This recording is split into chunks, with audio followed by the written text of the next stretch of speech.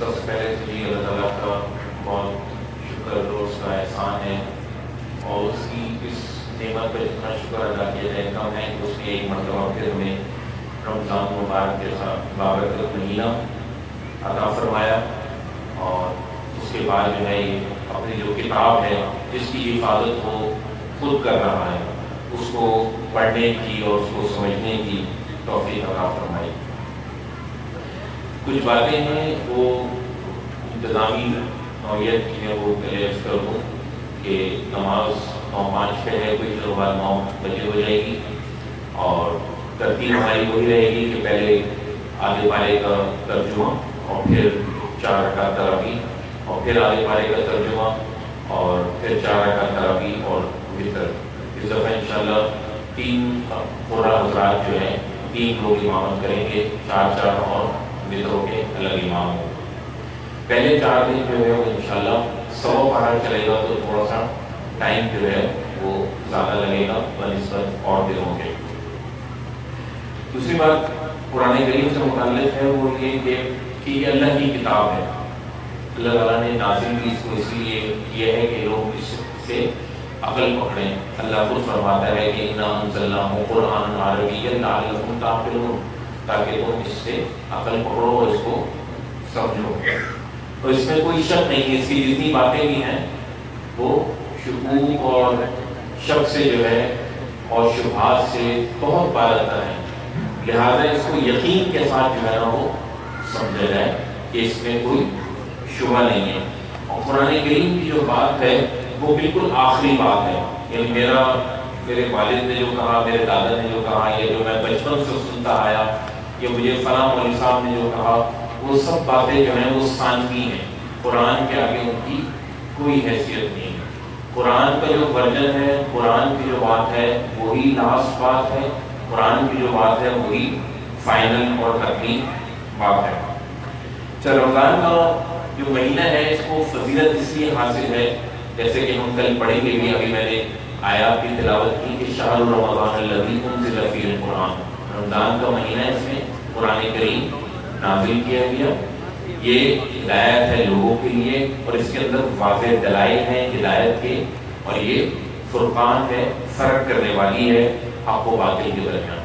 تو رمضان کو جو فضیلت حاصل ہے وہ قرآن کریم کی وجہ سے فضیلت حاصل ہے، نہ کہ روزوں کی وجہ سے۔ روزے ہم سے کیوں رکھوائے جاتے ہیں؟ تاکہ ہمارے اندر تقویٰ پیدا ہو۔ یہ بات بھی انشاءاللہ کل آ جائے گی، ابھی میں نے پڑھی بھی ہے کہ لعلکم تتقون، کہ ہمارے اندر تقویٰ پیدا ہو۔ قرآن کریم کو سمجھنے کے لیے اور اس پر عمل کرنے کے لیے تقویٰ جو ہے وہ بنیادی عنصر ہے۔ سنتے تو سب لوگ ہیں اس کو، مگر اس پر عمل پیرا، اور جن کے دلوں پر یہ بات اثر کرتی ہے وہ صرف متقین ہیں، کہ جیسے ہم ابھی دوسری صورت جو ہے وہ شروع کریں گے، اس میں اللہ تعالیٰ خود فرمائے گا کہ یہ ہدایت ہے ان لوگوں کے لیے کہ جو متقین ہیں، جو تقویٰ اختیار کرتے ہیں، اور روزے کا مقصد جو ہے وہ تقویٰ ہے۔ تو روزے کے ذریعے سے ہم اپنے اندر تقویٰ پیدا کرنے کی کوشش کریں گے، اور اس تقوی سے ہم قرآن کریم پر ہمارے لیے عمل کرنا اور اس کو سمجھنا جو ہے وہ آسان ہو جائے گا۔ تو اس کے لیے یہ بھی ضروری ہے کہ ہم عام طور پہ دیکھا یہ ہے کہ رمضان مبارک میں جو ہے وہ ہمارے کھانے کا اوقات تبدیل ہو گیا۔ صبح ناشتے کی جگہ ہم سحری کر لیتے ہیں، اور رات کو دوپہر کے لنچ کی جگہ جو ہے ہم افطاری کرتے ہیں، اور عام طور پہ دیکھا یہ ہے کہ ہم سحری بھی بے تحاشا کرتے ہیں اور افطاری بھی بے تحاشا کرتے ہیں۔ تو یہ جو روزے کی جو روح ہے وہ اس سے جاتی رہتی ہے، اس لیے وہ جو ٹریننگ کا جو آؤٹ کم ہے، ٹریننگ کا جو مقصد ہے وہ حاصل نہیں ہوگا، کیونکہ ہم اور دنوں سے زیادہ رمضان میں کھا رہے ہوتے ہیں، ہماری انٹیک جو ہے وہ بڑھ جاتی ہے۔ تو لہٰذا وہ جو اندرونی کیفیت تبدیل ہونی چاہیے صبر کی وجہ سے اور ایک آزمائش کی وجہ سے، تو وہ عام طور پہ پیدا نہیں ہوتی، کیونکہ جو ہے وہ پیٹ جو ہے وہ شکم جو ہے وہ سیر ہوتا ہے، پیٹ جو ہے وہ پورا بھرا ہوا ہوتا ہے۔ تو کوشش کریں کہ رمضان مبارک میں سحری ہو یا افطاری ہو، اس میں کھانے پہ کنٹرول رہے، تاکہ جو ہے وہ جو روزے کا مقصد ہے وہ ہمیں حاصل ہو سکے۔ سورۃ الفاتحہ یہ قرآن کریم کی سب سے پہلی سورت ہے جو مکہ المکرمہ میں نازل ہوئی ہے، اور اس کے 3 حصے ہیں۔ پہلا حصہ جو ہے اس میں اللہ تعالیٰ کی حمد و ثنا ہے، دوسرے حصے میں ہم اپنی بندگی کا اعتراف کرتے ہیں کہ ہم صرف تجھی سے مدد مانگتے ہیں، ہمارا حامی و ناصر، ہمارا معبود، ہمارا الہ جو ہے وہ صرف تو ہی ہے، اور ہم تجھی سے مدد مانگتے ہیں اور ہم تجھی پر بھروسہ کرتے ہیں۔ اور آخر کی جو 3 آیتیں ہیں اس میں ہم اللہ تعالیٰ سے اپنے لیے ہدایت مانگتے ہیں کہ اللہ ہمیں سیدھے راستے پر چلا۔ اور یہ دعا جو ہے ہم آخری جو نماز ہوگی اور ہمارا جو آخری دن ہوگا زندگی کا، اس میں بھی یہی مانگ رہے ہوں گے۔ یعنی آخری دن تک بھی کوئی شخص یہ نہیں کہہ سکتے کہ مجھے ہدایت جو ہے وہ مل گئی ہے اور اب میں جو ہوں نا وہ پورا جو ہے وہ کامیاب ہوں۔ نہیں، ہر آدمی جو ہے وہ آخر دم تک جو ہے وہ ایک خطرے کی جو تلوار ہے اس کے اوپر جو ہے وہ لٹک رہی ہے۔ انبیاء نے بھی یہی دعا مانگی، ان کا بھی دعویٰ نہیں تھا کہ ہم سیدھے راستے پر، وہ بھی یہی اللہ تعالیٰ سے دعا مانگتے رہے کہ یہ اللہ ہمیں سیدھے راستے پر چلا۔ تو شروع کرتے ہیں۔ بسم اللہ الرحمن الرحیم، الحمدللہ رب العالمین، الرحمن الرحیم، مالک یوم الدین، ایاک نعبد و ایاک نستعین، اہدنا الصراط المستقیم، صراط الذین انعمت علیہم غیر المغضوب علیہم ولا الضالین۔ اللہ کے نام سے جو سراسر رحمت ہے، جس کی شفقت ابدی ہے۔ شکر اللہ ہی کے لیے ہے، عالم کا پروردگار ہے، سراسر رحمت جس کی شفقت ابدی ہے، اور جو روز جزا کا مالک ہے۔ پروردگار، ہم تیری ہی عبادت کرتے ہیں اور تجھی سے مدد چاہتے ہیں، لہذا ہمیں سیدھے راہ کی ہدایت بخش دے، ان لوگوں کی راہ جن پر تو نے عنایت فرمائی۔ وہ کون لوگ تھے؟ سورہ نساء کے اندر جا کے ہم ان کی تفصیل پڑھیں گے۔ وہ 4 طبقات ہیں جن پر اللہ تعالیٰ نے اپنا انعام کیا اور ان پر عنایت کی: انبیاء، صدیقین، شہداء اور صالحین۔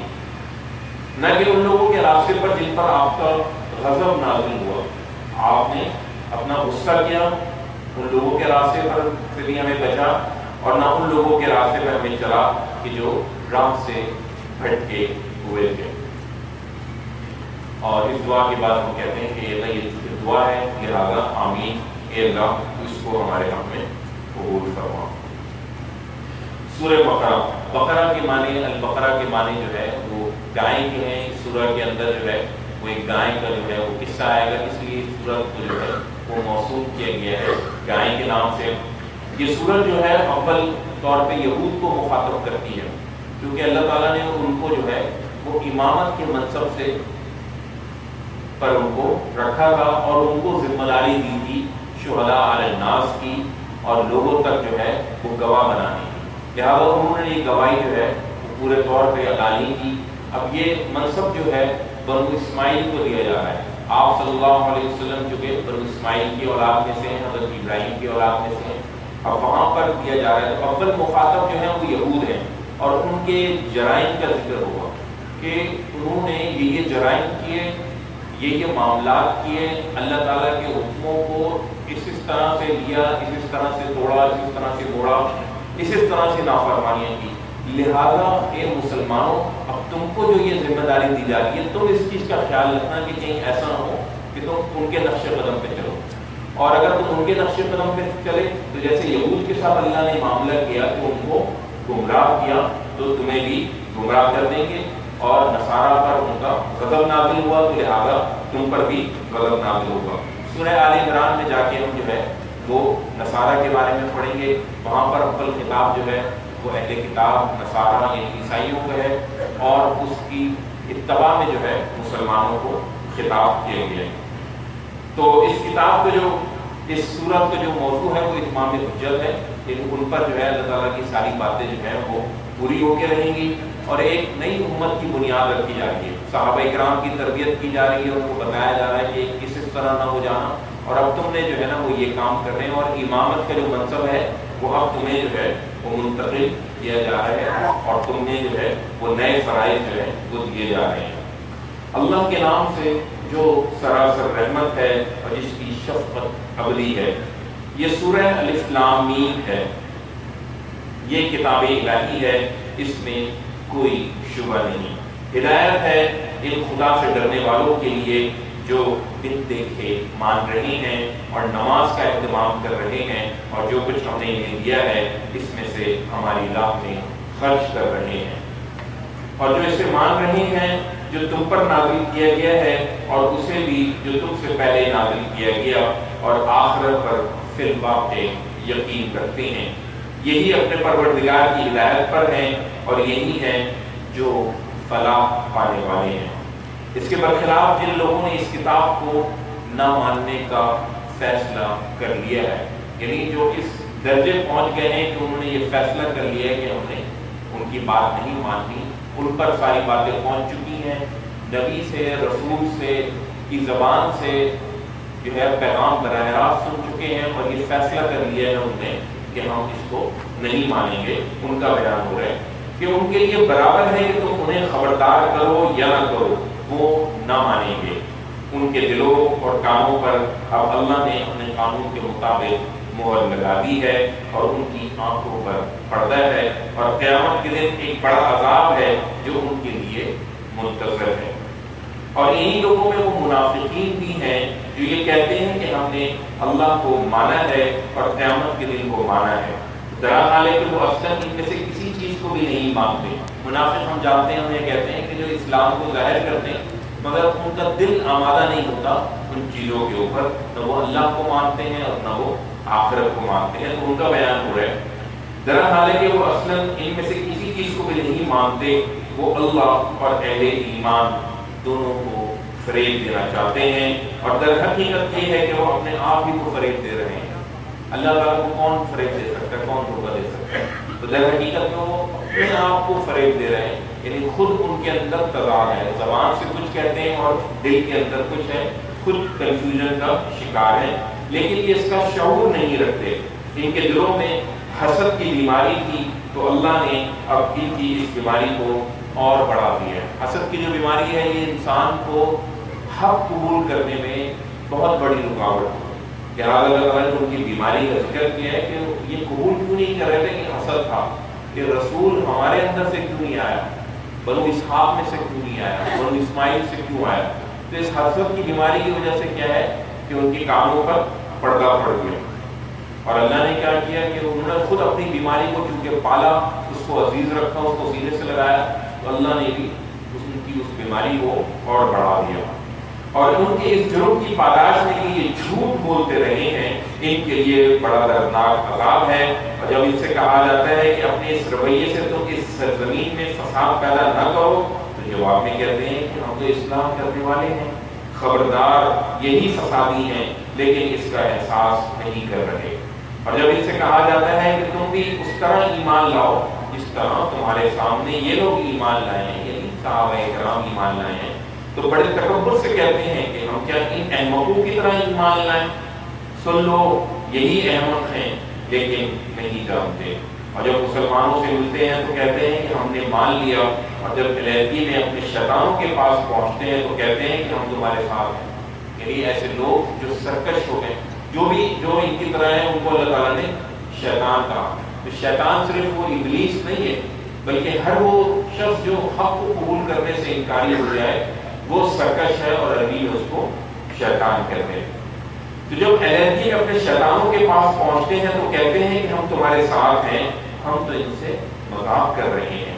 اللہ ان سے مذاق کر رہا ہے، اور ان کی سرکشی میں ان کی رسی اپنے قانون کے مطابق دراز کیے جاتا ہے۔ آگے چل کے اللہ تعالیٰ بیان کریں گے کہ زمین پر جب لوگ نافرمانی کرتے ہیں تو اللہ تعالیٰ فوراً نہیں پکڑ لیتا، بلکہ ان کو مہلت دیتا ہے، وارننگ دیتا ہے، بہت سارے واقعات آتے ہیں کہ اب سمجھ جاؤ۔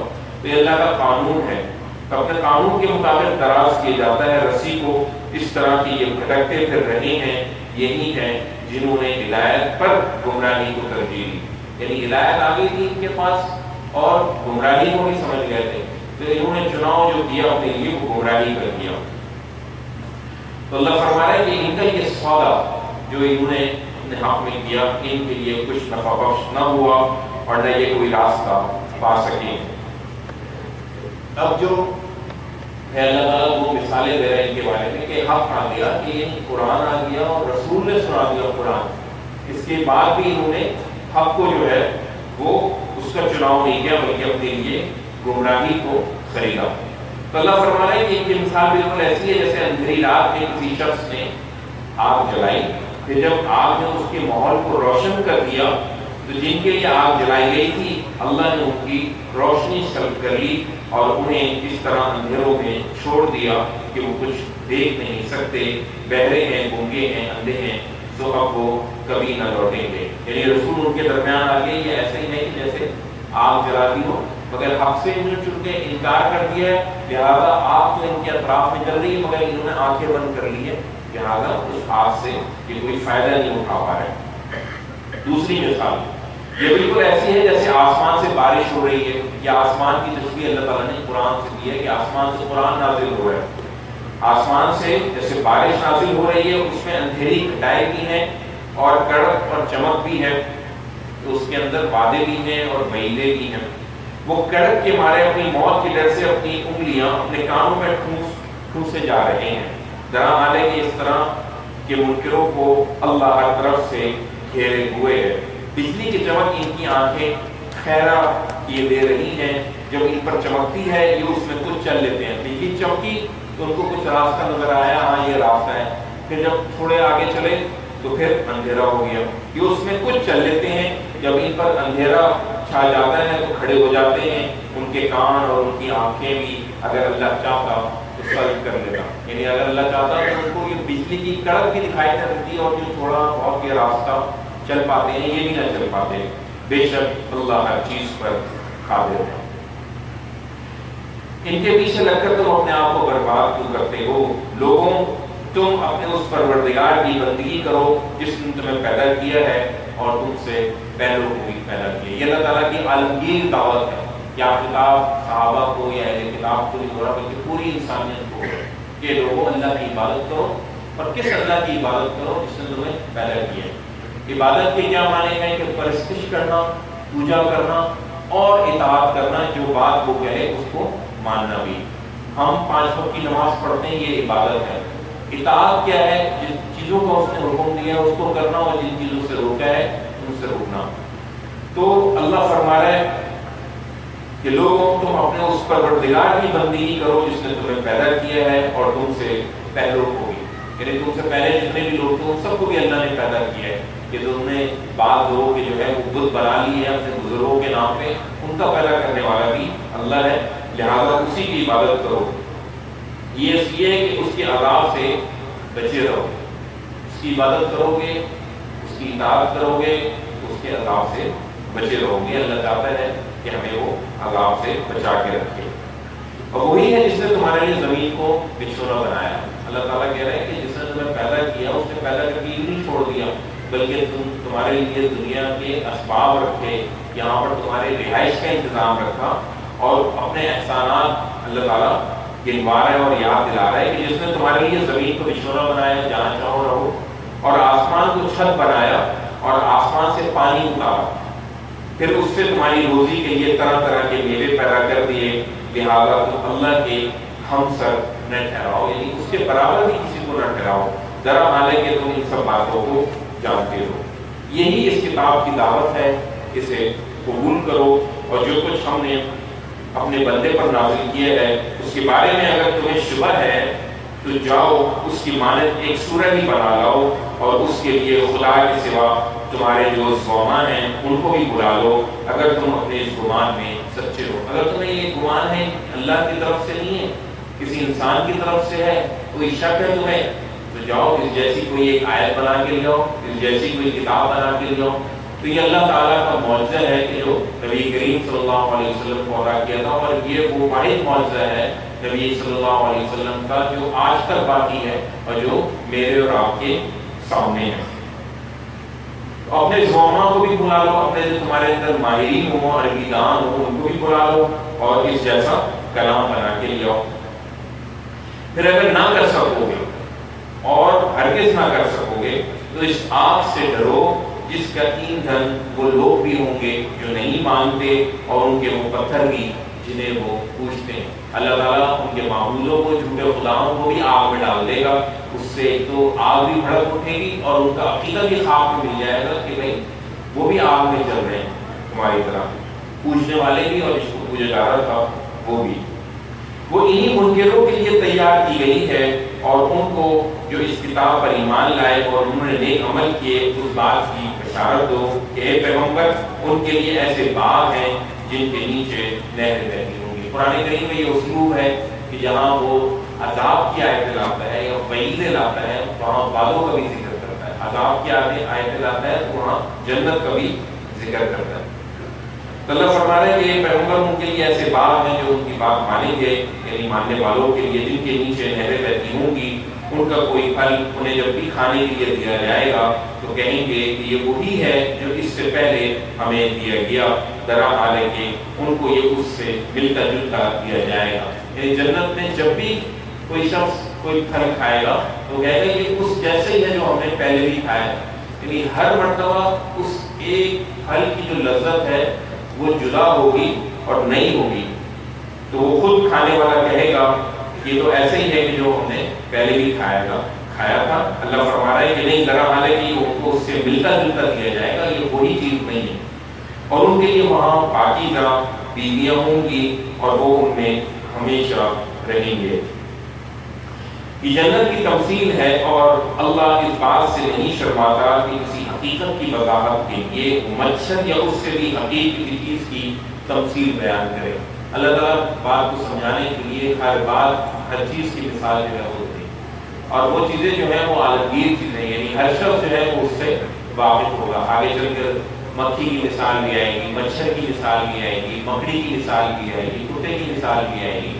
یہ وہ ایسی مثالیں ہیں کہ جو شخص کتنے ہی جو ہے وہ پڑھا لکھا ہو یا پڑھا لکھا نہ ہو، وہ اللہ کی بات کو جو ہے وہ سمجھ جائے گا۔ یہ اللہ کی کتاب کا کمال ہے، وہ ساری انسانیت کو خطاب کرتی ہے، کسی ایک خاص طبقے کے لیے نہیں ہے، یہ صرف عربوں کے لیے نہیں ہے، یہ کتاب صرف ایلیٹ کلاس کے لیے نہیں ہے، یہ کتاب علماء کے لیے نہیں آئی، بلکہ یہ کتاب آئی سب لوگوں کے لیے۔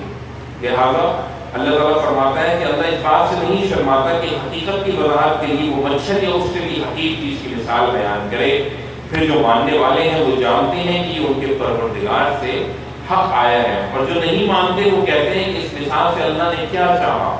اس طرح اللہ بہت سے لوگوں کو گمراہ کرتا ہے اور بہت سے لوگوں کو راہ دکھاتا ہے، اور حقیقت یہ ہے کہ وہ اس سے گمراہ تو ایسے سرکشوں کو کرتا ہے کہ جو اللہ کے عہد کو اس کو باندھ لینے کے بعد توڑ دیتے ہیں۔ یعنی اس کتاب سے گمراہ کس کو کرتا ہے کہ جو فاسق لوگ ہوتے ہیں، جو سرکش ہوتے ہیں۔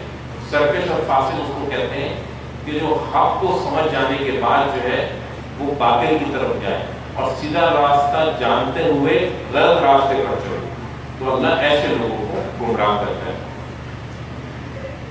اس سے گمراہ کو ایسے سرکشوں ہی کو کرتا ہے جو اللہ کے عہد کو اس کو باندھ لینے کے بعد توڑ دیتے ہیں، اور اللہ نے جس چیز کو جوڑنے کا حکم دیا ہے اسے کاٹتے ہیں۔ اور یہ بات روز روشن کی طرح واضح ہے کہ اللہ تعالیٰ نے جوڑنے کا حکم جو دیا ہے وہ رشتوں کو دیا ہے، وہ قرابت داروں کو دیا ہے، عزیز و اقربا اور جو متعلقین ہیں ان کے حقوق ادا کرنے کا حکم دیا ہے۔ تو جو لوگ اس کو کاٹتے ہیں اور اس طرح زمین میں فساد برپا کرتے ہیں، یہی ہیں جو دنیا اور آخرت دونوں میں نامراد ہیں۔ لوگوں تم اللہ کے منکر اس طرح ہوتے ہو جبکہ حال یہ ہے کہ تم مردہ تھے تو اس نے تمہیں زندگی عطا فرمائی۔ میں اپنی پیدائش سے پہلے نامعلوم تھا، کل معدوم تھا، میں ایسا تھا کہ میرا ذکر بھی نہیں ہوتا تھا، تو اللہ تعالیٰ فرما رہا ہے میں نے تمہیں عدم سے وجود بخشا۔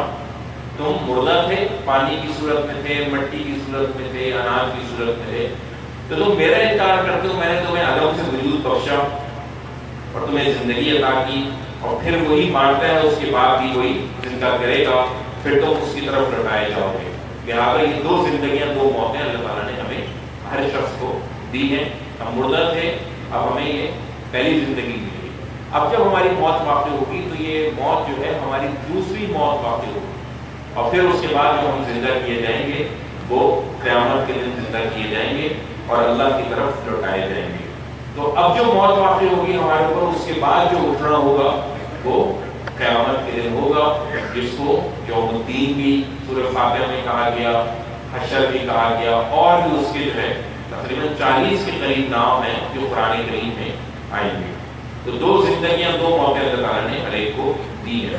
اللہ فرما رہے ہیں کہ تم اس کے منکر ہو جس نے تمہیں عدم سے وجود بخشا، اور پھر وہی تمہیں دوبارہ موت بھی دے گا اور پھر دوبارہ زندگی دے گا، اور تم اسی کے منکر ہو کہ جس نے تمہارے لیے زمین کی سب چیزیں پیدا کی، پھر آسمان کی طرف متوجہ ہو، یعنی زمین میں جتنی بھی چیزیں تمہاری ضروریات کی تھیں ان سب کو پیدا کیا اور تم اس کے منکر ہوتے ہو، اور پھر وہ آسمان کی طرف متوجہ ہوا، اس نے آسمانوں کو استوار کیا، سیدھا کیا، اور وہ ہر چیز سے واقف ہے۔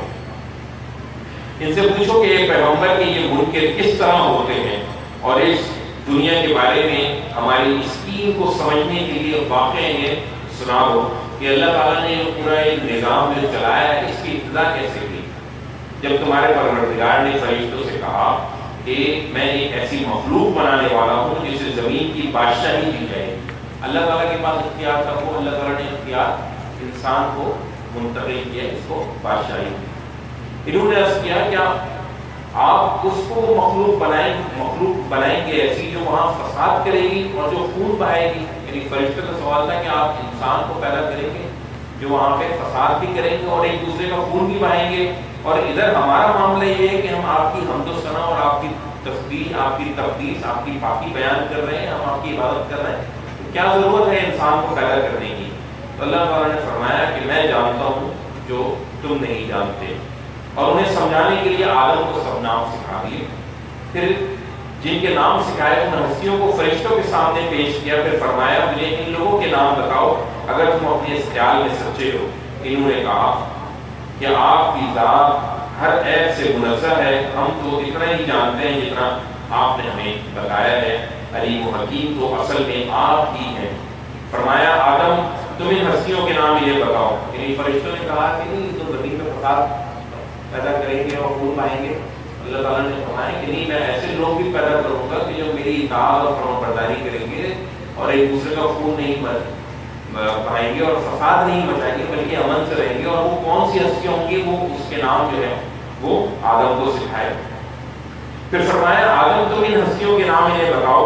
پھر جب ان سے ان کا تعارف انہیں کرا دیا تو فرمایا میں نے تم سے کہا نہ تھا کہ آسمانوں و زمین کے بھید میں ہی جانتا ہوں، اور میں جانتا ہوں جو کچھ تم ظاہر کر رہے ہو اور جو کچھ تم چھپا رہے ہو۔ اور ہماری اس اسکیم میں انسان کے امتحان کو سمجھنے کے لیے وہ واقعہ بھی انہیں سناؤ جب ہم نے فرشتوں سے کہا کہ آدم کو سجدہ کرو تو وہ سجدہ ریز ہو گئے، لیکن ابلیس نہیں مانا، اس نے انکار کیا اور اکڑ بیٹھا اور اس طرح منکروں میں شامل ہوا۔ اور ہم نے کہا کہ اے آدم تم اور تمہاری بیوی دونوں اس باغ میں رہو اور اس میں جہاں سے چاہو فراغت کے ساتھ کھاؤ، ہاں البتہ تم دونوں اس درخت کے قریب مت جانا ورنہ بھٹکنا ورنہ ظالم ٹھہرو گے۔ پھر شیطان نے ان کو وہاں سے پھسلا دیا، جس حالت میں وہ تھے اس سے انہیں نکلوا کر چھوڑا، اور ہم نے کہا یہاں سے اتر جاؤ، اب تم ایک دوسرے کے دشمن ہو اور تمہیں ایک خاص وقت تک زمین پر ٹھہرنا ہے اور وہیں زندگی گزر بسر کرنی ہے۔ یعنی نافرمانی کی دونوں نے، خطا کی جس چیز سے منع کیا گیا تھا اب وہ جنت کے مستحق نہیں رہے، اور کہا کہ اب یہاں سے تم نکل جاؤ، اور پھر فرمایا کہ میری طرف سے ہدایت آئے گی، میری باتیں آئیں گی، تم ان کی پیروی کرنا۔ تم ایک دوسرے کے دشمن ہو، یعنی آدم اور حوا شیطان کے ساتھ ان کی دشمنی ہے، اور تمہیں ایک خاص وقت زمین پر ٹھہرنا ہے اور وہیں گزر بسر کرنی ہے۔ پھر آدم نے اپنے پروردگار سے توبہ کے چند الفاظ سیکھ لیے اور ان کے ذریعے سے توبہ کی، تو اس کی توبہ اس نے قبول کر لی۔ وہ توبہ کے الفاظ کیا تھے؟ سورۃ المائدہ میں جا کے وہ الفاظ کا ذکر آئے گا۔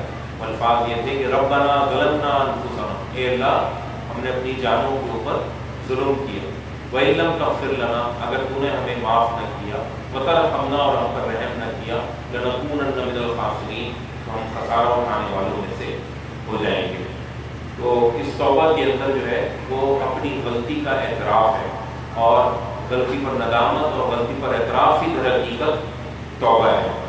بعض لوگ کہتے ہیں کہ جی وہ عرش کے نیچے جو ہے وہ اللہ کے پیارے رسول محمد رسول اللہ صلی اللہ علیہ وسلم کا نام لکھا ہوا تھا، آدم علیہ السلام نے محمد کہنا شروع کر دیا تو اللہ نے فرمایا کہ نام تمہیں کیسے معلوم ہوا؟ انہوں نے کہا جی ہم نے تو عرش کے نیچے پڑھا۔ اللہ نے فرمایا تم نے ایسے بندے کا نام لیا کہ اب میں جو ہے تمہیں معاف کرتا ہوں، اس کے بعد جو ہے میں، تو اللہ تعالیٰ نے ایسی کوئی بات وہاں پہ نہیں لکھی. خود قرآن کریم بیان کرتا ہے سورہ آراف میں جا کے، وہ الفاظ کیا تھے، ربنا ظلمنا انفسنا وان لم تغفر لنا وترحمنا لنکونن من الخاسرین. تو ان کے ذریعے سے توبہ کی تو اس کی توبہ اس نے قبول کر لی، بے شک وہی بڑا معاف فرمانے والا ہے، اس کی شفقت ابدی ہے. ہم نے کہا تم سب یہاں سے اتر جاؤ، پھر میری طرف سے اگر کوئی ہدایت تمہارے پاس آئے تو یاد رکھو کہ تم میں سے جو لوگ میری اس ہدایت کی پیروی کریں گے ان کا صلہ جنت ہے، ان کے لیے نہ وہاں کوئی اندیشہ ہے اور نہ وہ کبھی غم زدہ ہوں گے. اور جنہوں نے اس کا انکار کیا اور ہماری آیتوں کو جھٹلایا وہ دوزخ کے لوگ ہیں، وہ ہمیشہ اسی میں رہیں گے.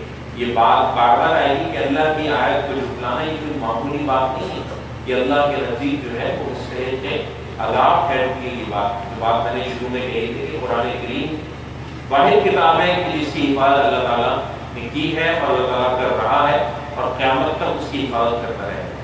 تو اس کی جو بات ہے وہ بالکل آخری بات ہے، اور یہ بات آگے تفصیل سے بھی آئے گی کہ اللہ تعالیٰ فرماتے ہیں ہم نے قرآن کریم کو اس لیے نازل کیا کہ تمہارے درمیان جو اختلاف ہے اس کا فیصلہ ہو جائے. یہ کتاب فیصلہ کن بن کے نازل ہوئی. اور جس نے اس کا انکار کیا ہماری آیتوں کو جھٹلایا وہ دوزخ کے لوگ ہیں، وہ ہمیشہ اسی میں رہیں گے.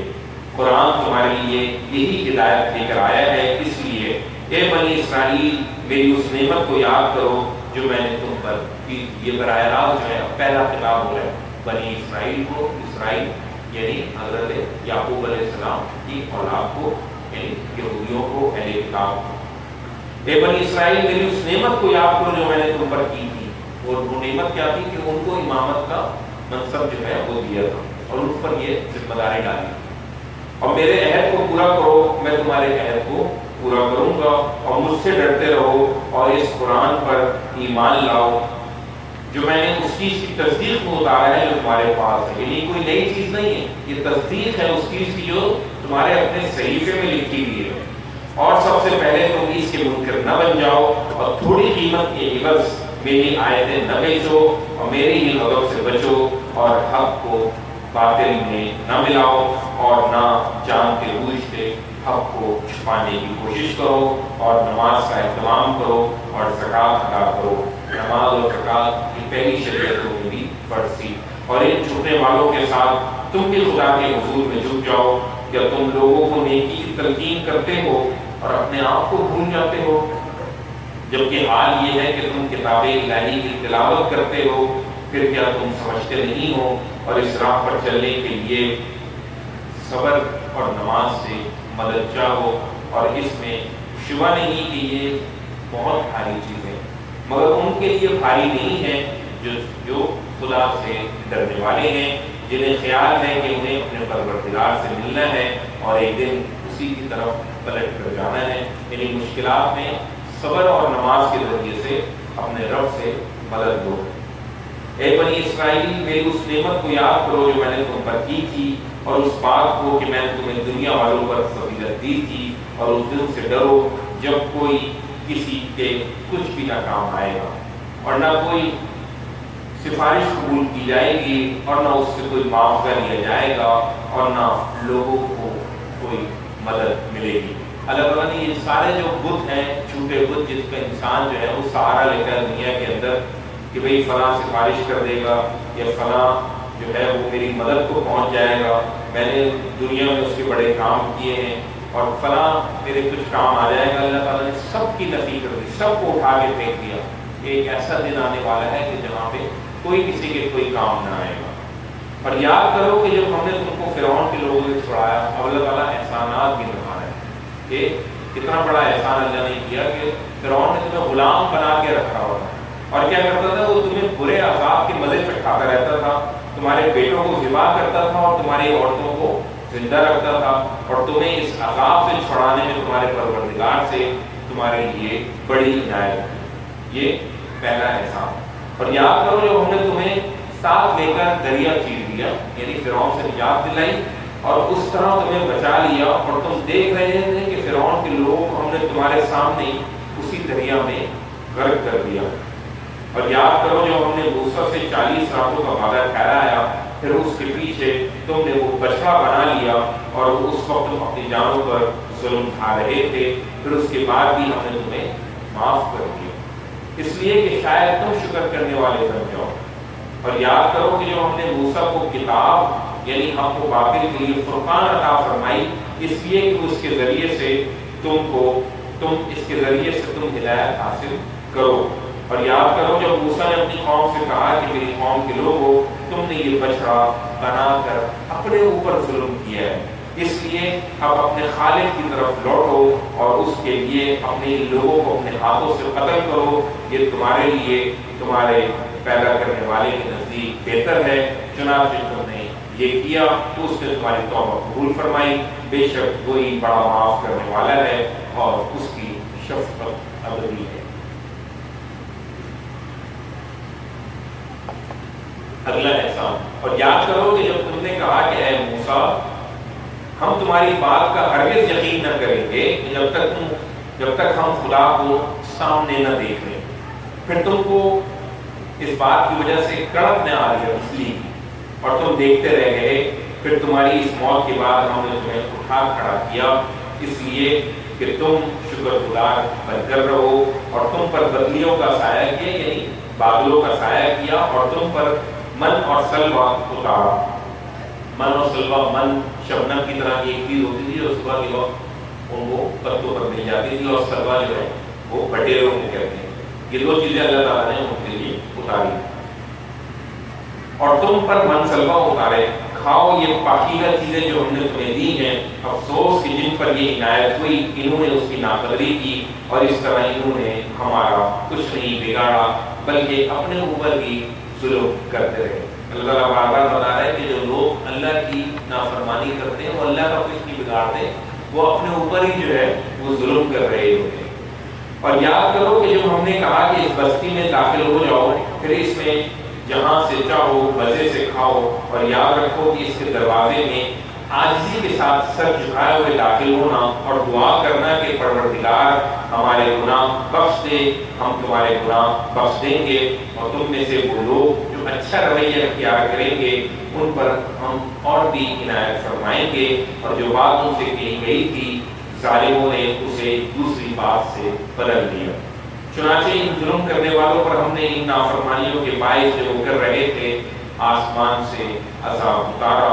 اور یاد کرو جب موسیٰ نے اپنی قوم کے لیے پانی کی دعا کی تو ہم نے کہا کہ اپنی لٹھیا اس پتھر پر مارو، اس نے ماری تو اس سے 12 چشمے بہہ نکلے۔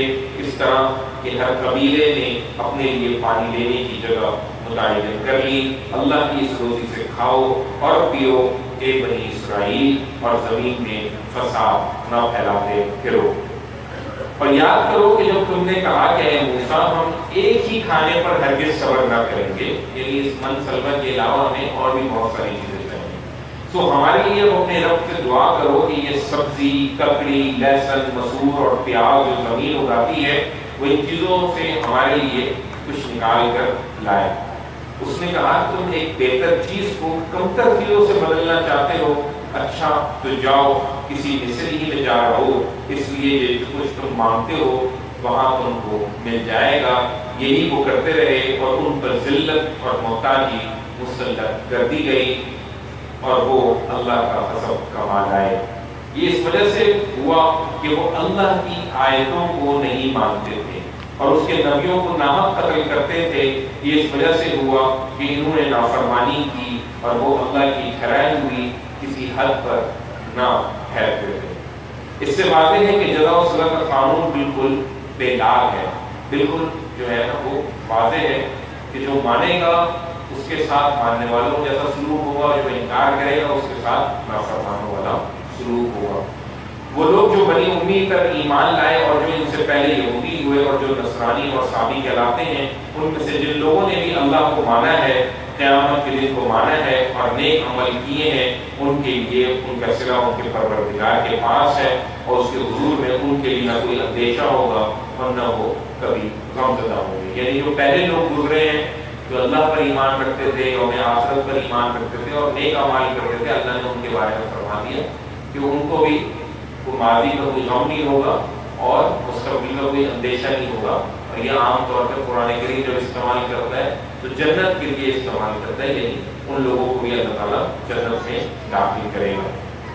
اور یاد کرو کہ جب ہم نے تم سے عہد لیا تھا اور کوہ طور کو تم پر اٹھایا تھا، اس تاکید کے ساتھ کہ اس چیز کو پوری قوت کے ساتھ پکڑو جو ہم نے تمہیں دی ہے. یعنی یہ وعدہ لیا گیا تھا کہ جو کتاب ہم نے تم پر نازل کی ہے اس کو مضبوطی سے پکڑو گے اور قوت کے ساتھ پکڑو گے، یعنی اس پر عمل پیرا رہو گے اور ثابت قدم رہو گے. اور جو کچھ اس میں لکھا ہے اسے یاد رکھو تاکہ تم خدا کے غضب سے بچے رہو. پھر اس کے بعد بھی تم اس سے پھر گئے. تو حقیقت یہ ہے کہ اگر اللہ کی عنایت اور اس کی رحمت تم پر نہ ہوتی تو اپنے اس رویے کی وجہ سے تم بڑے نامراد ہوتے. اور تم انہیں بھی جانتے ہو جنہوں نے تمہارے لوگوں میں سے سبت کی بے حرمتی کی، یعنی ہفتے والے دن جو ان پر پابندی لگائی گئی تھی کہ شکار نہ کرنا، اس کی بھی بے حرمتی کی، یعنی اس کی بھی پابندی جو تھی اس کو توڑ دیا. تو ہم نے ان سے کہا کہ جاؤ ذلیل بندر بن جاؤ، اس طرح ان کی اس بستی کو جس میں انہوں نے سب کی بے حرمتی کی تھی ہم نے اس کے گرد و پیش کے لیے ایک نمونہ عبرت اور خدا سے ڈرنے والوں کے لیے ایک ذریعہ نصیحت بنا دیا. اور یاد کرو جب موسیٰ نے اپنی قوم سے کہا کہ اللہ تمہیں حکم دیتا ہے کہ خون پر قسمیں کھانے کے لیے تم ایک گائے ذبح کرو. یہ وہی گائے ہے جس کے نام پر جو ہے اس سورت کا نام رکھا گیا. تم ایک گائے ذبح کرو. وہ کہنے لگے کیا تم ہم سے مذاق کرتے ہو؟ تو موسیٰ نے کہا کہ میں اللہ کی پناہ مانگتا ہوں اس طرح کے جاہل بن جاؤں. انہوں نے کہا کہ اچھا اپنے رب کو ہمارے لیے پکارو کہ وہ ہمیں بتائے کہ گائے کیسی ہونی چاہیے. اس نے کہا کہ وہ فرماتا ہے کہ گائے نہ بوڑھی ہو اور نہ بچیا ہو، ان کے بیچ کی میانہ ہو. اب جاؤ اور وہ کرو جس کا تمہیں حکم دیا جا رہا ہے. بولے اپنے رب کو ہمارے لیے پکارو کہ ہم پر یہ بھی واضح کرے کہ اس کا رنگ کیسا ہو. اس نے کہا کہ وہ فرماتا ہے کہ وہ سنہری ہو، شوخ رنگ ہو، ایسی کہ دیکھنے والوں کو خوش کر دے. بولے ایک مرتبہ اور اپنے رب کو ہمارے لیے پکارو کہ ہم کو اچھی طرح وضاحت کے ساتھ بتائے کہ وہ گائے کیسی ہو. ہمیں گائوں میں کچھ شبہ پڑ رہا ہے اور اللہ نے چاہا تو اب ہم ضرور اس کا پتہ پا لیں گے. اس نے کہا کہ وہ فرماتا ہے کہ وہ گائے محنت والی نہ ہو کہ زمین میں جوتتی ہو اور فصلوں کو پانی دیتی ہو، وہ ایک ہی رنگ کی ہو، اس میں کسی دوسرے رنگ کی آمیزش نہ ہو. بولے اب تم واضح بات لائے ہو. اس طرح انہوں نے اس کو ذبح کیا اور لگتا نہ تھا کہ وہ یہ کریں گے. یعنی اللہ کا حکم آیا کہ گائے کو ذبح کرو تو وہ اس کی تفصیل مانگ کر اپنے اوپر شرائط لگاتے رہے اور اپنے اوپر پابندیاں لگاتے رہے اور وہ اس گائے کا ڈھونڈنا ان کے لیے مشکل ہو گیا. تو اللہ نے فرمایا جس طرح وہ سوالات کر رہے تو اس سے لگتا نہیں تھا کہ وہ گائے کو ذبح کر دیں گے. اب وہ کیا واقعہ تھا وہ اللہ خود بیان کر رہا ہے. اور واقعہ بھی یاد کرو کہ جب تم نے ایک شخص کو قتل کر دیا پھر جھوٹی قسمیں کھائیں اور اس کا الزام ایک دوسرے پر ڈھڑنے لگے اور اللہ نے فیصلہ کر لیا کہ جو کچھ تم چھپا رہے ہو وہ اسے ظاہر کر دے گا. چنانچہ ہم نے کہا کہ اس مردے کو اس گائے کا ایک ٹکڑا مارو جو قسمیں کھانے کے لیے ذبح کی گئی ہے تو وہ زندہ ہو گیا. اللہ اسی طرح مردوں کو زندہ کرے گا اور وہ تمہیں اپنی نشانیاں دکھاتا ہے تاکہ تم سمجھ سے کام ہو. لہٰذا وہ شخص جو ہے وہ زندہ ہوا مقتول اور اس نے اپنے قاتل کا نام بتا دیا کہ اس نے مجھے قتل کیا. اللہ نے ان کے سامنے یہ بھی دکھا دیا کہ اللہ تعالیٰ کو مردوں کو اس طرح زندہ کرے گا، اس کے لیے یہ کام کوئی مشکل نہیں ہے. تم یہی کرتے رہے ہو یہاں تک کہ اس کے بعد پھر تمہارے دل سخت ہو گئے، یعنی نافرمانیاں کر کر کے جو ہے وہ دل سخت ہو گئے. اس طرح کی وہ گویا پتھر ہیں یا ان سے بھی زیادہ سخت ہیں. ان کے دلوں کو تشبیہ کے پتھر ہیں یا پتھروں سے بھی زیادہ سخت ہیں. اور پھر اب پتھروں کی تعریف کی جا رہی ہے. پتھروں میں تو ایسے بھی ہیں جن سے نہریں پھوٹتی ہیں اور ایسے بھی ہیں جو پھٹ جاتے ہیں اور ان سے پانی بہہ نکلتا ہے اور ایسے بھی ہیں کہ اللہ کے خوف سے گر پڑتے ہیں. یہ حقیقت ہے کہ تم یہی کرتے رہے ہو اور جو کچھ تم کرتے رہے ہو اللہ اس سے بے خبر نہیں ہے. اس کے باوجود مسلمانوں کیا تم ان سے یہ توقع رکھتے ہو کہ یہ تمہاری بات مان لیں گے؟ اور یہ وہ لوگ ہیں کہ ان میں سے ایک گروہ اللہ کا کلام سنتا رہا ہے اور اسے اچھی طرح سمجھ لینے کے بعد جانتے بوجھتے اس میں تحریف کرتا رہا ہے۔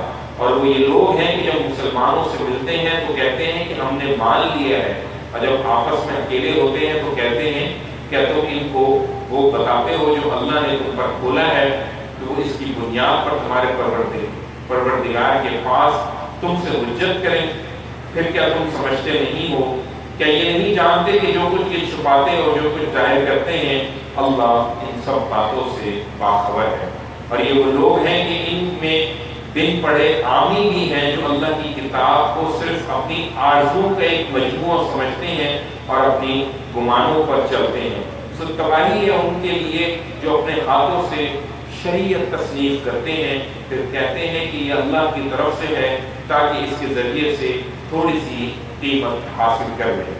یعنی جعلی فتوے جو ہے وہ دیتے ہیں اس وجہ سے کہ اس سے کچھ تھوڑی سی دنیا کے مفادات حاصل کر لیں، اور یہ کہتے ہیں کہ یہ اللہ کی طرف سے ہے، اپنی ہاتھوں سے شریعت تصنیف کرتے ہیں۔ سو تباہی ہے ان کے لیے اس چیز کی وجہ سے جو ان کے ہاتھوں نے لکھی، اور تباہی ہے ان کے لیے اس چیز کی وجہ سے اس کے ذریعے جو وہ کماتے ہیں۔ اور یہ وہ لوگ ہیں کہ انہوں نے دعویٰ کیا ہے کہ دوزخ کی آگ ہمیں ہرگز نہ چھوئے گی۔ یہودیوں کو اور نصرانیوں کو یہ غلط فہمی تھی، اللہ تعالیٰ اس غلط فہمی کا ذکر کر رہا ہے۔ وہ سمجھتے تھے کہ ہم بخشے بخشائے ہیں اور ہم اللہ تعالیٰ کے جو ہے وہ پسندیدہ بنتے ہیں، اس نے ہم پر اتنے بڑے بڑے احسانات کیے ہیں، لہذا وہ ہمیں جہنم میں نہیں ڈالے گا، اور اگر ڈالا بھی ہمارے گناہوں کی وجہ سے تو وہ چند دن کے لیے ہوگا، اصل جو جنت کے مستحق ہیں وہ ہم ہی ہیں۔ اب اللہ تعالیٰ ان سے اس غلط فہمی کے اوپر سوال کر رہا ہے۔ یہ وہ لوگ ہیں جنہوں نے دعویٰ کیا ہے کہ دوزخ کی آگ ہمیں ہرگز نہ چھوئے گی، ہاں گنتی کے چند دنوں کی تکلیف البتہ ہو سکتی ہے۔ ان سے پوچھو کیا اللہ نے تم سے کوئی عہد لیا ہے؟ اس لیے کہ اگر عہد کیا ہے تو اللہ کسی حال میں اپنے عہد کی خلاف ورزی نہ کرے گا، یا تم اللہ پر ایسی تہمت باندھ رہے ہو جس کے بارے میں تم کچھ جانتے نہیں۔ اللہ فرما رہا ہے اگر اللہ نے یہ بات کہی ہے تو دکھاؤ کہیں عہد لکھا ہوا ہے، یا تم اللہ پر کوئی جھوٹ باندھ رہے ہو۔ ہاں کیوں نہیں، جن لوگوں نے کوئی بدی کمائی ہے اور ان کے گناہ نے انہیں پوری طرح گھیر لیا ہے، وہی دوزخ کے لوگ ہیں، وہ اس میں ہمیشہ رہیں گے۔ اور جو ایمان لائے اور انہوں نے نیک عمل کیے وہی جنت کے لوگ ہیں، وہ اس میں ہمیشہ رہیں گے۔ یہ اللہ تعالیٰ نے ان کے باطل نظریے کی تردید کر دی۔ یعنی اگر کوئی شخص گناہ گار ہے اور اتنا گناہ گار ہے کہ اس کے گناہوں نے اس کو چاروں طرف سے اس کو گھیر لیا ہے، تو اب وہ جو ہے ہمیشہ ہمیشہ کے لیے جہنم کا مستحق بن گیا ہے۔ اور جو ایمان لائے اور انہوں نے نیک عمل کیے وہی جنت کے لوگ ہیں، وہ اس میں ہمیشہ رہیں گے۔ اور یاد کرو کہ جب ہم نے بنی اسرائیل سے عہد دیا کہ تم اللہ کے سوا کسی کی عبادت نہ کرو گے، توحید کا عہد دیا، اور والدین کے ساتھ اور قرابت مندوں اور یتیموں اور مسکینوں کے ساتھ حسن سلوک کرو گے، اور عہد دیا کہ لوگوں سے اچھی بات کرو اور نماز کا اہتمام کرو اور زکوٰۃ ادا کرو۔ یہ سارے عہد دیے، اور اس میں یہ عہد بھی بڑا اہم ہے کہ اپنے قرابت داروں کے ساتھ اور یتیموں کے ساتھ اور مسکینوں کے ساتھ اس سے سلوک کرو۔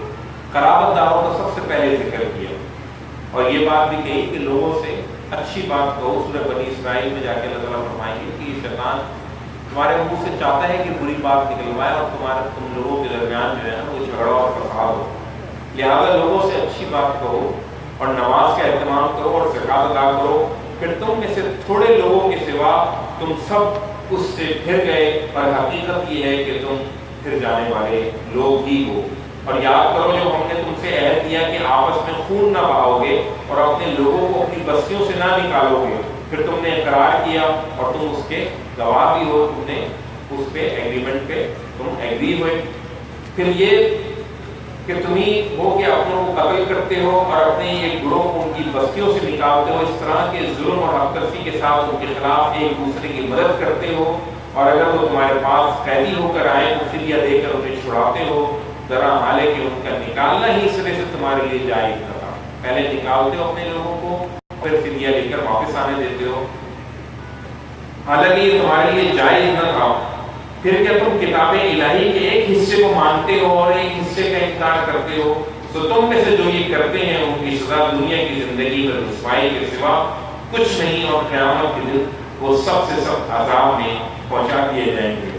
یعنی یہود کا یہ رویہ تھا اپنی کتاب کے ساتھ کہ کتاب کی کچھ آیتوں کو مانتے تھے اور کچھ کو نہیں مانتے تھے.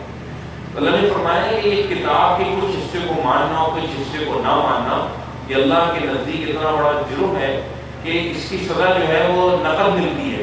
دنیا میں بھی عذاب ملے گا تمہیں اور آخرت میں بھی ذلیل کرنے والا عذاب ہے.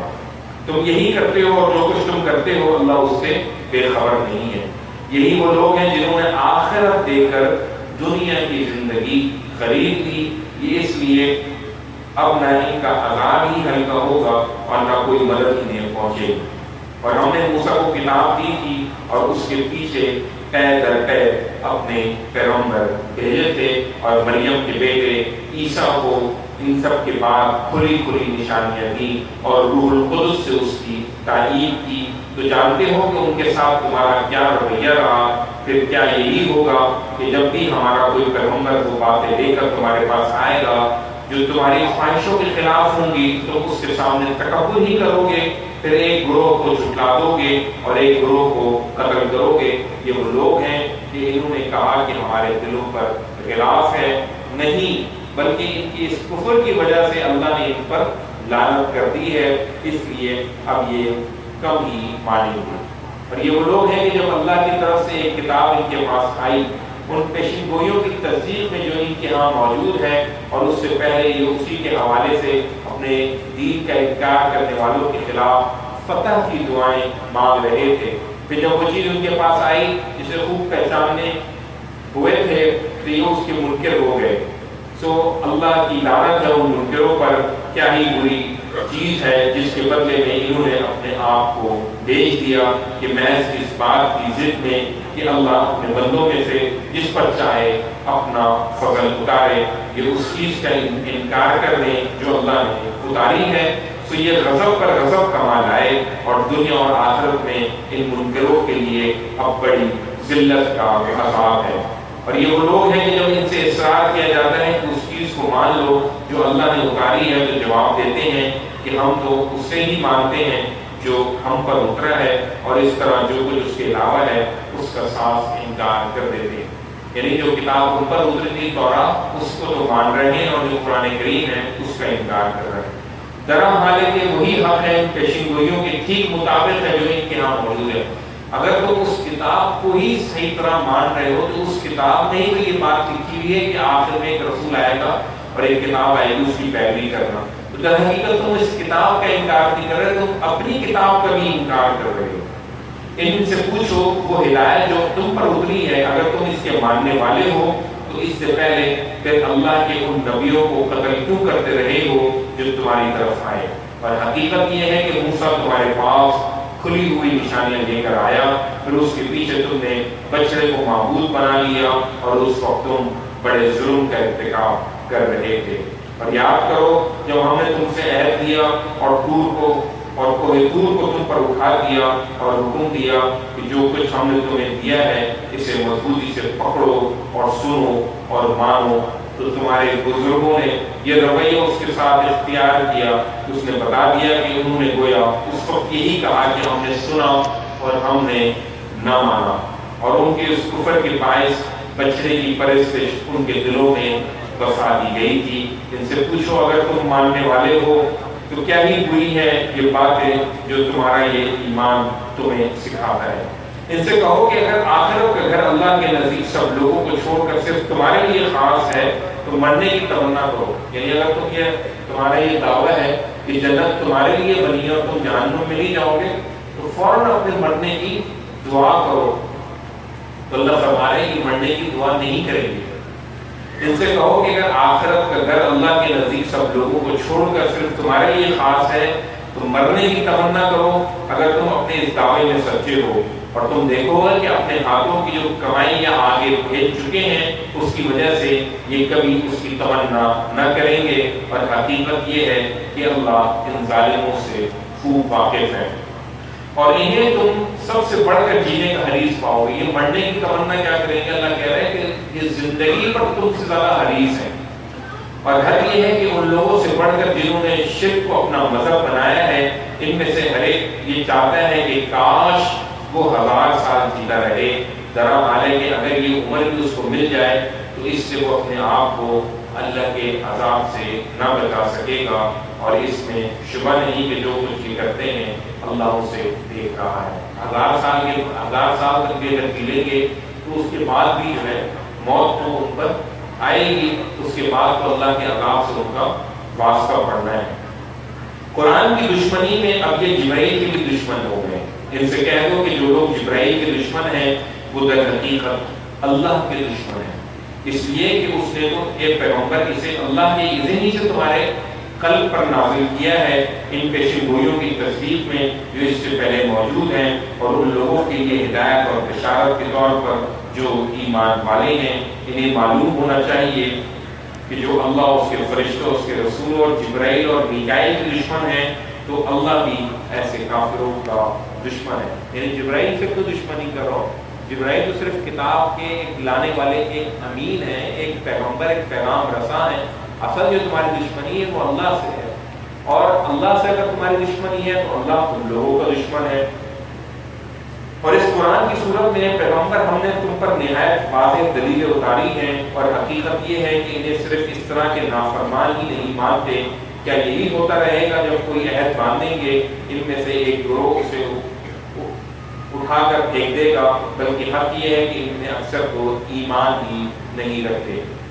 اب یہ ہوا ہے کہ جب اللہ کی طرف سے ایک پیغمبر ان پیشن گوئیوں کے مطابق ان کے پاس آ گیا ہے جو ان کے یہاں موجود ہیں، تو یہ لوگ جنہیں کتاب دی گئی ان میں سے ایک گروہ نے اللہ کی اس کتاب کو اس طرح اپنے پیٹھ پیچھے پھینک دیا گویا کہ وہ اسے جانتے ہی نہیں، اور پیغمبر کو ضرر پہنچانے کے لیے اس چیز کے پیچھے لگ گئے جو سلیمان کی بادشاہی کے نام پر شیاطین پڑھتے پڑھاتے ہیں۔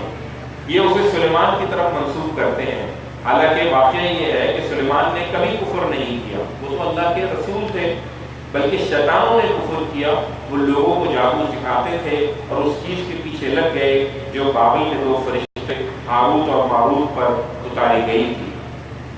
اور حال یہ ہے کہ وہ دونوں اس وقت تک کسی کو کچھ نہ سکھاتے تھے کہ جب تک اسے نہ بتا دیتے کہ ہم تو صرف آزمانے کے لیے آئے، ہم تمہارے پاس آزمائش ہے، اس لیے تم اس کفر میں نہ پڑو۔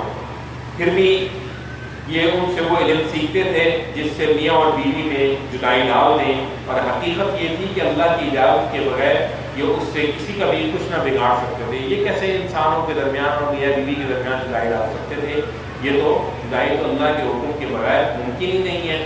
یہ اس بات سے واقف تھے اور اس کے باوجود وہ چیزیں سیکھتے تھے جو انہیں کوئی نفع نہیں دیتی تھی بلکہ نقصان پہنچاتی تھی۔ اور حال یہ ہے کہ یہ جانتے تھے کہ جو ان چیزوں کا خریدار ہے اس کے لیے پھر آخرت میں کوئی حصہ نہیں ہے۔